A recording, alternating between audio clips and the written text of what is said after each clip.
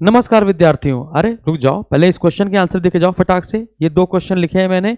10 minute की learning में आपका बहुत बहुत स्वागत है। अगर आपको इसके आंसर आते हैं तो फिर आप आंसर दीजिए और जाइए, और नहीं आते हैं तो फिर 10 मिनट एंजॉय कीजिए क्लास को।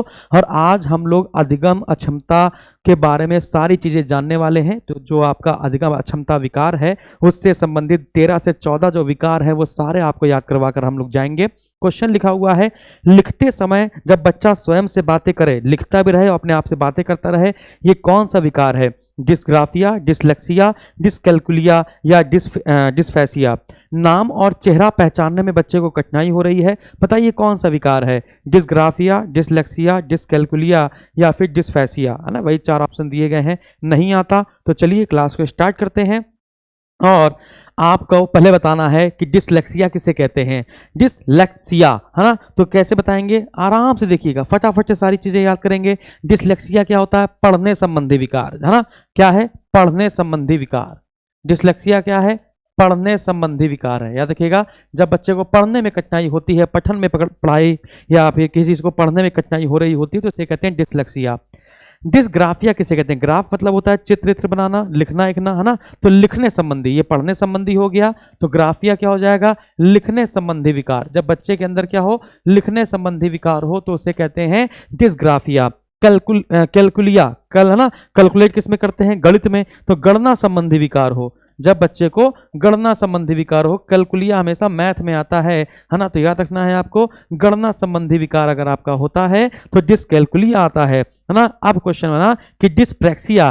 प्रेक्सिया कैसे याद करेंगे? पिक से याद करेंगे। पिक मतलब होता है चित्र। जब बच्चे को लिखने के साथ साथ चित्र बनाने में कठिनाई हो, जब बच्चे को लिखने के साथ साथ चित्र बनाने में कठिनाई हो तो डिसप्रेक्सिया, यानी लिखने के साथ साथ चित्रांकन में जब कठिनाई हो। तो याद रखिएगा, जब लिखने संबंधी हो तो आप लगाएंगे डिसग्राफिया। लिखने के साथ साथ चित्रांकन संबंधी विकार अगर आप बच्चे को होता है तो वो आपका आंसर आएगा डिसप्रेक्सिया।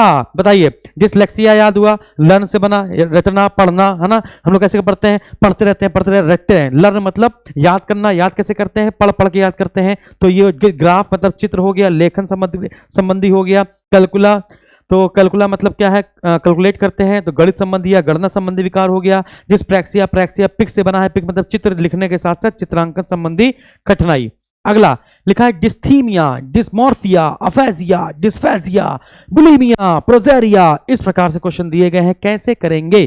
कैसे करेंगे? तो फटाफट बताएंगे। आपने देखा होगा कुछ बच्चे छोटी उम्र में ही वृद्ध दिखने लगते हैं। कुछ बच्चे छोटी उम्र में जो वृद्ध दिखने लगते हैं, है ना, वो कौन सा विकार है? प्रोजेरिया, है ना, यानी कम उम्र में ही वृद्ध दिखने लगना।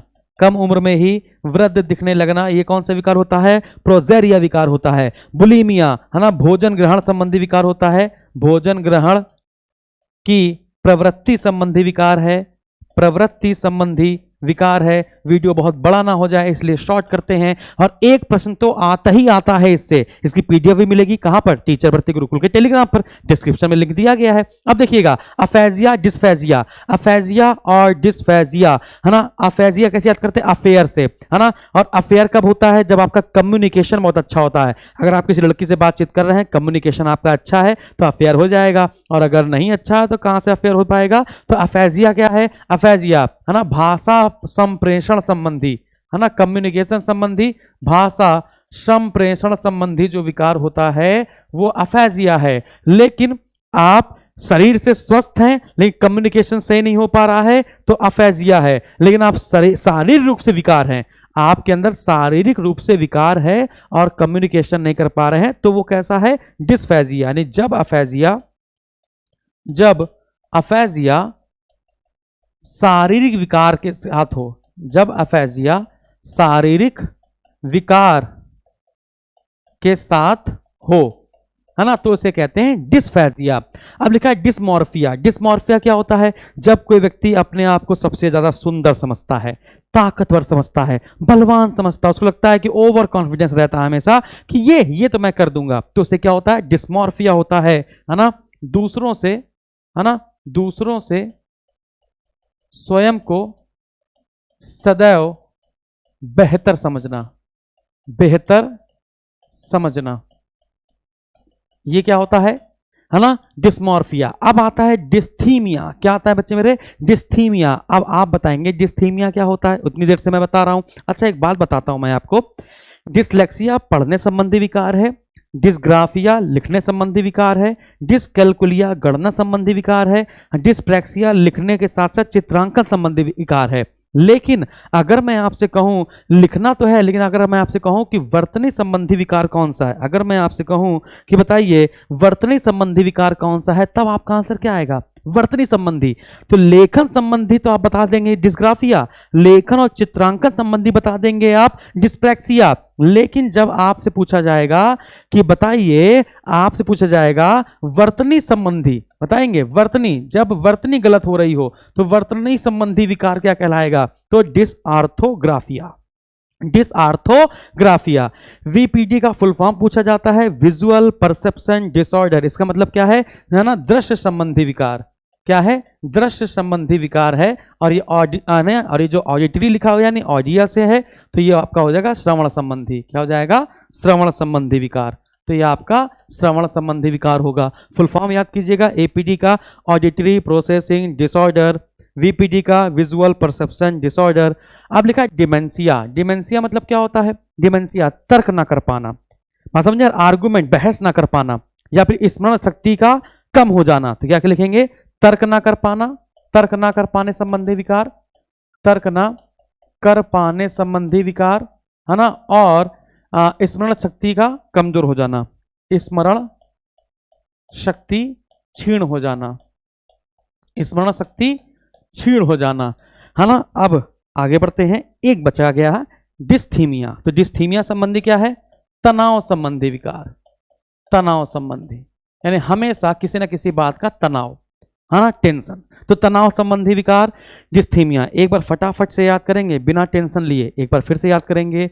डिसलेक्सिया पढ़ने संबंधी विकार है, डिस्ग्राफिया लिखने संबंधी विकार है ना, डिस्कैलकुलिया गणना संबंधी विकार है, डिस्प्रैक्सिया लिखने में और चित्रांकन में, लेखन और चित्रांकन दोनों में विकार, डिस्प्रैक्सिया। डिसआर्थोग्राफिया वर्तनी संबंधी विकार है, डिस्थीमिया तनाव संबंधी है, डिस्मॉर्फिया अपने आप को हमेशा बेहतर समझना, ऊंचा लंबा ताकतवर सुंदर समझना, अफेजिया भाषा संप्रेषण संबंधी, और अगर ये शारीरिक विकार के साथ अफेजिया मिला हो तो डिस्फेजिया। बुलीमिया भोजन ग्रहण की प्रवृत्ति संबंधी विकार है, प्रोजेरिया कम उम्र में ही वृद्धावस्था दिखने लगना, ऐसा विकार है।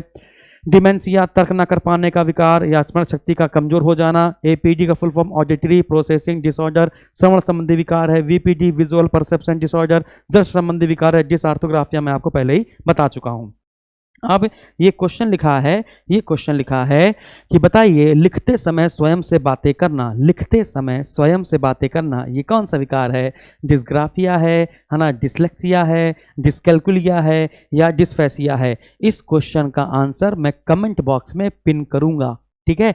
इस पहले क्वेश्चन का आंसर आप लोग कमेंट बॉक्स में देंगे, लास्ट में जिसका सही आंसर होगा मैं उसका कमेंट पिन कर दूंगा।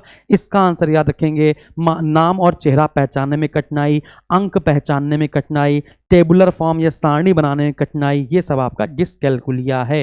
ये क्या है? डिस्कैलकुलिया। तो इसका आंसर आप लोग कमेंट बॉक्स में कमेंट करेंगे और जो भी कमेंट करेगा उसका कमेंट मैं क्या कर दूंगा? पिन कर दूंगा, है ना। तो बस ये थी आपकी 10 मिनट की लर्निंग क्लास जो डेली बेसिस पर आपको मिलेगी। अगर अच्छा लगे वीडियो तो लाइक जरूर करेंगे, शेयर करेंगे, चैनल को सब्सक्राइब करेंगे, कमेंट बॉक्स में कमेंट करके जरूर बताएंगे कि कैसा लगता है ये 10 मिनट की क्लास डेली बेसिस पे आनी चाहिए कि नहीं आनी चाहिए। बहुत बहुत धन्यवाद। Thank you very much.